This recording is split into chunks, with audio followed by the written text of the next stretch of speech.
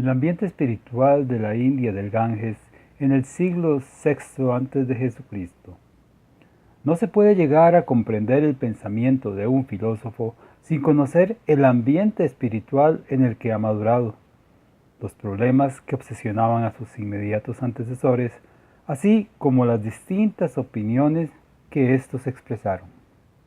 Parece que el siglo VI antes de nuestra era fue una época de intensa fermentación espiritual en la India del Ganges, una de esas épocas en las que el pensamiento, rompiendo los moldes vetustos y rígidos que le encerraban y le ahogaban, desde hacía tiempo buscaban febrilmente y en todas direcciones nuevas bases sobre las que edificar su obra.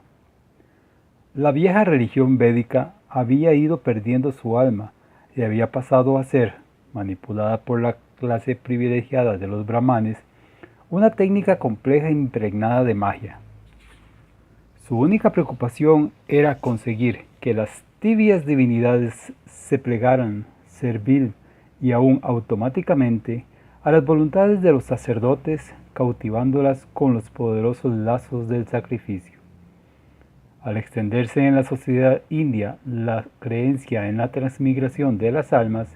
esas prácticas rituales pasaron a significar un medio de alcanzar riqueza, gloria, descendencia, longevidad y salud, no solo en esta vida, sino en las siguientes. Por estar la eficacia de los sacrificios en función de su complejidad, de su ampulosidad y por tanto de los honorarios abonados a los sacerdotes encargados de llevarlas a cabo, únicamente los brahmanes, los nobles, los mercaderes y los terratenientes podían esperar que la serie indefinida de sus existencias sucesivas transcurriera en constante prosperidad y felicidad. El resto de los hombres estaba condenado a renacer una y otra vez en la mediocridad o en la miseria, a padecer hambre, enfermedades y toda suerte de sufrimientos. Por todo ello, cundió la angustia, la desesperación, la resignación o una sorda rebelión entre las clases humildes de la sociedad india. Lo que más claramente tomaron conciencia de esta situación fueron los brahmanes pobres, los pequeños nobles medio exiliados en las marcas fronterizas de la India civilizada. Efectivamente, estos tenían tiempo de sobra para pensar y además habían recibido en su adolescencia una educación que les había formado el espíritu y les había informado sobre las cosas de la religión. No es de extrañar que dos de los más importantes movimientos espirituales que se desarrollaron en esta época, el budismo y el jainismo, fueran precisamente promovidos por dos hidalgos nacidos en los confines del territorio en el que florecía la civilización brahmánica. El primero al pie del Himalaya, el segundo más al este en lo más remoto de Bengala. Millares de hombres de distintos orígenes abandonaron sus hogares y vagaron de aldea en aldea, harapientos, mendigando la comida, sin otro techo que el follaje de los árboles o la bóveda de una cueva. Otros con una simple piel de antílope, o unas hojas ciñéndole los riñones, fueron a vivir en cabañas en lo más profundo de los bosques, alimentándose de frutos. Verdad es que entre ellos, sobre todo entre los primeros, había muchos vagos, chiflados, charlatanes e incluso malhechores, pero muchos habían elegido esa existencia precaria y a menudo penosa para huir de un mundo que les había decepcionado y para buscar una solución al problema que les obsesionaba, una ruptura definitiva en la cadena sin fin de existencias jalonadas de sufrimientos. Unos permanecían solos, viviendo y muriendo lejos de todo. Otros resultaban discípulos y fundaban así sectas más o menos numerosas, más o menos vivaces. Cuando se encontraban dos de estos religiosos errantes, pasaban horas y horas intercambiando ideas, debatiendo sobre temas que les eran gratos, con ese amor por la discusión, por la especulación intelectual pura, que solo encontramos desarrollado hasta este extremo en Grecia y en la India. En estas conversaciones, como en las meditaciones solitarias, el espíritu de los sabios iba ganando agudeza. Sus doctrinas se iban edificando, tomaban cuerpo las opiniones más diversas y más audaces, y este primer brote del pensamiento indio en el albor de su historia, en esta libertad total, en esta magnífica anarquía espiritual, es comparable en todo punto al que en aquellos momentos iluminaba el cielo de la Hélade. Ciertos sabios indios, quienes consideraban que el conocimiento preciso de las cosas es condición necesaria para la acción que pretende tenerlas por objeto, emprendieron la clasificación de los elementos de la realidad y la definición de sus caracteres propios y comunes, renunciando al mismo tiempo a esas equivalencias analógicas o simbólicas sobre las que se basaban numerosas prácticas rituales y mágicas. Se trataba, sin embargo, más de una disciplina nueva que de una doctrina propiamente dicha, y la mayoría de las escuelas que se creaban la adoptaron, estableciendo distintos cuadros de clasificación. No tardaron en surgir de aquí una física, una psicología, una cosmología, una biología, una moral descriptiva, que encontraremos tanto en el budismo como en los demás movimientos espirituales de la India antigua.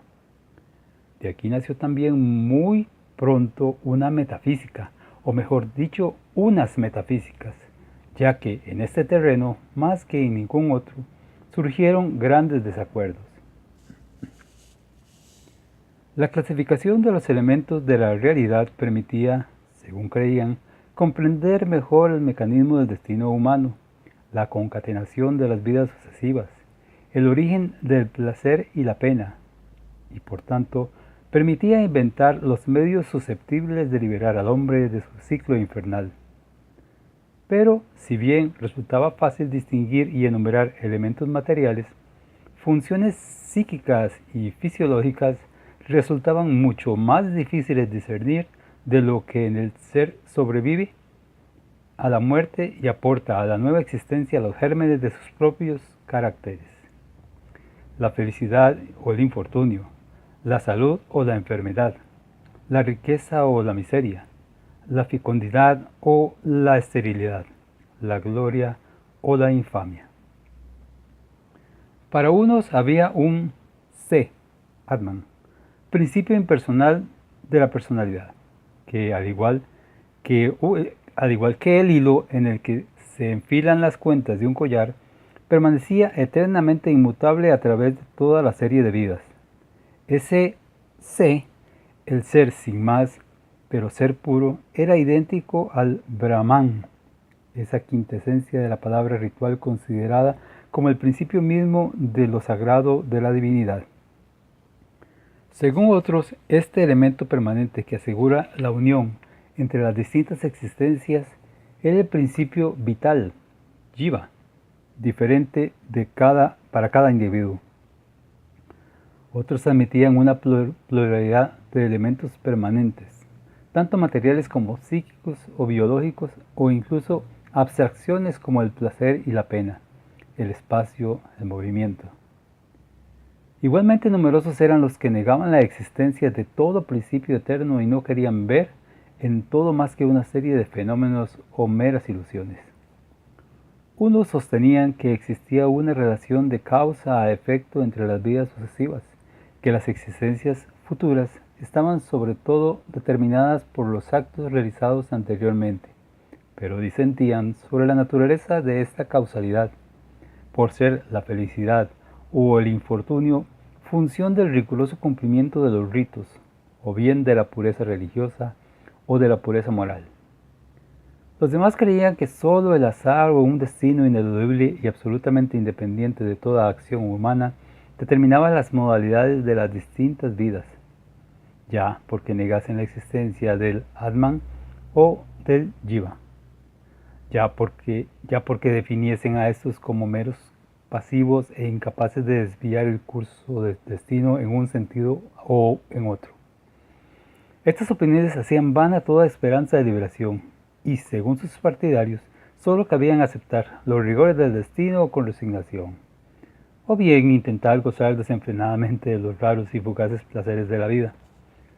Tales eran también las conclusiones prácticas de las doctrinas que enseñaban a aquellos que consideraban al ser como una simple combinación de elementos materiales, y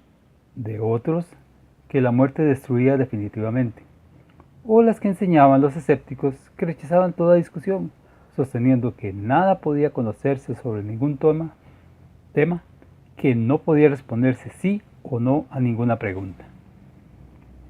Entre los numerosos pensadores que, aun exponiendo ideas totalmente opuestas, creían que el hombre podía esperar liberarse un día de las dolorosas cadenas de la serie de existencias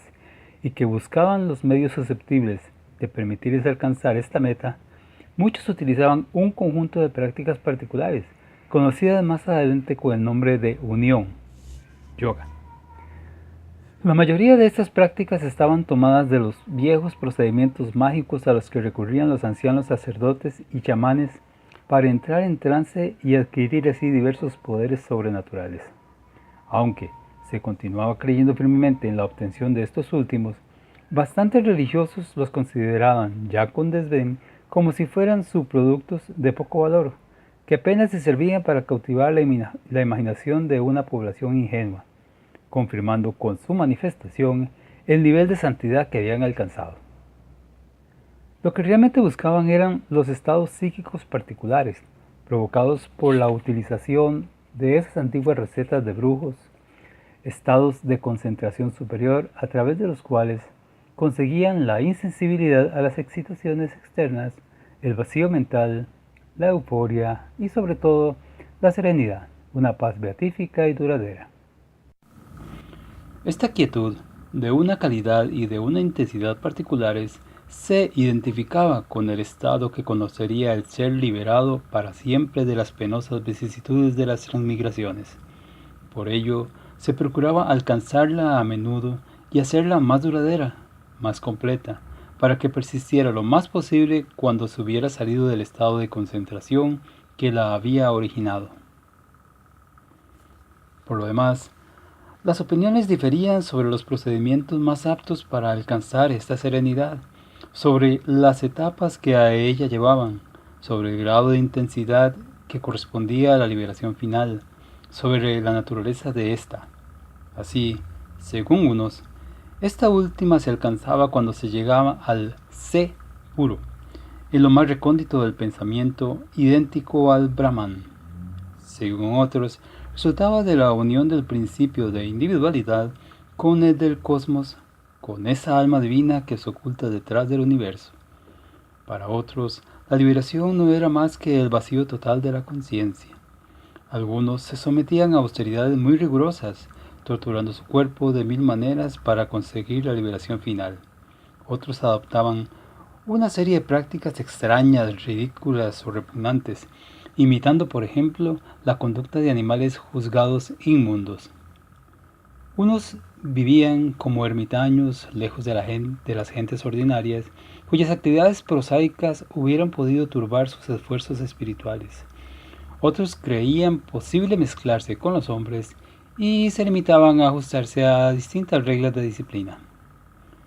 En este ambiente es donde se desarrolló el budismo, y en función de él se constituyó, adoptando sus problemas y algunas de sus opiniones, combinando ideas de orígenes distintos, reaccionando contra otras y refutándolas enérgicamente. De él también tomó la mayoría de sus costumbres y de sus instituciones, adaptándolas a sus propias necesidades.